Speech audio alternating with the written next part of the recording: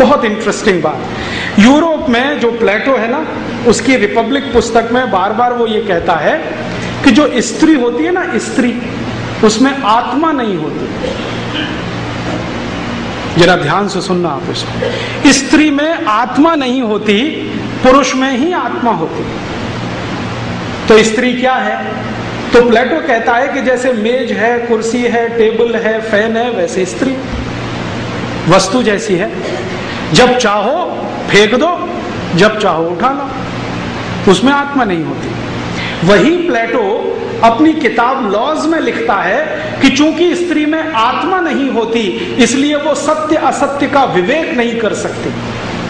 क्या सत्य है, क्या असत्य है, क्या करने लायक है, क्या करने लायक नहीं है, तो उसका भेद नहीं कर सकती। इसलिए न्यायाधीश को आवश्यक है कि किसी स्त्री की बात को ना सुने।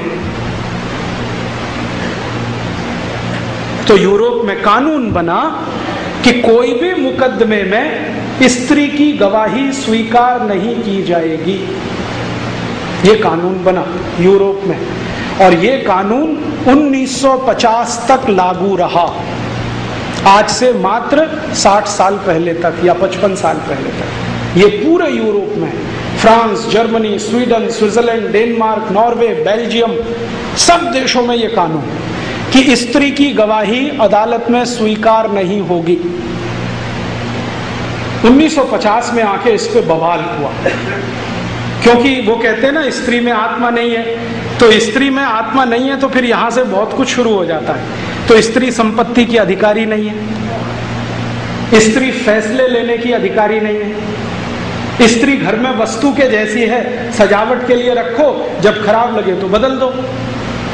माने खरीद बेच की वस्तु है, बदलने की वस्तु है। और 1950 तक तो यूरोप की बैंकों में महिलाओं को बैंक अकाउंट खोलने का अधिकार नहीं था। 1950 तक ये जो बैंक ऑफ अमेरिका है ना, ANZ, ग्रिंडलेज, स्टैंडर्ड चार्टर्ड, इन सभी बैंकों में अप टू 1950s कोई महिला का अकाउंट नहीं था, सब पुरुष के अकाउंट। महिला अकाउंट खोल नहीं सकती, ऑपरेट नहीं कर सकती। क्यों? उसको आत्मा नहीं है, तो समझ नहीं है, तो बुद्धि नहीं है, तो सत्य असत्य का विवेक नहीं है। ये उनकी मान्यता। तो न्याय व्यवस्था में, कानून व्यवस्था में, शिक्षा व्यवस्था में, पारिवारिक व्यवस्था में स्त्री हमेशा वहां नीचे नीचे और नीचे रही।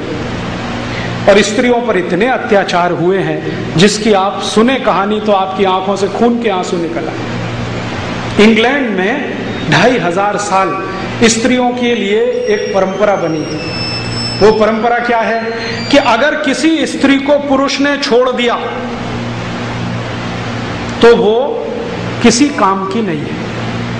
अब उसको क्या करो, लाठियों से पीट के या तो मार डालो या उसका मर्डर करो, नहीं तो वो विच हो जाएगी। विच समझते हैं? डायन, WITCH, विच माने डायन। नहीं तो वो डायन बनेगी और समाज को खराब करेगी।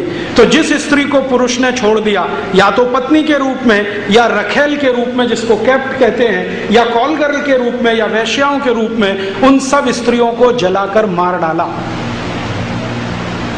आप सोच सकते हैं, एक दो नहीं, लाखों को। और यूरोप की इतिहास की किताबें भरी पड़ी हैं, कितने स्त्रियों को किस देश ने जलाया, किस साल में। इंग्लैंड में कितनी जलाई गई, स्कॉटलैंड में कितनी जलाई गई, न्यू साउथ वेल्स में कितनी जलाई गई, फ्रांस में कितनी जली, बेल्जियम में कितनी, जर्मनी में कितनी। फिर इन सब स्त्रियों ने इकट्ठा होके एक अभियान शुरू किया और उसका नाम है वीमेन्स लिबरलाइजेशन, स्त्री मुक्ति। फ्रांस में एक बहुत बड़ी लेखिका हुई, उसका नाम था सिमोन द बोवार। बहुत बड़ी लेखिका है, फिलोसोफर है। फ्रांस का एक बहुत बड़ा फिलोसोफर था जियां पाल सार्त्र, जो रूसों के समकक्ष माना जाता है।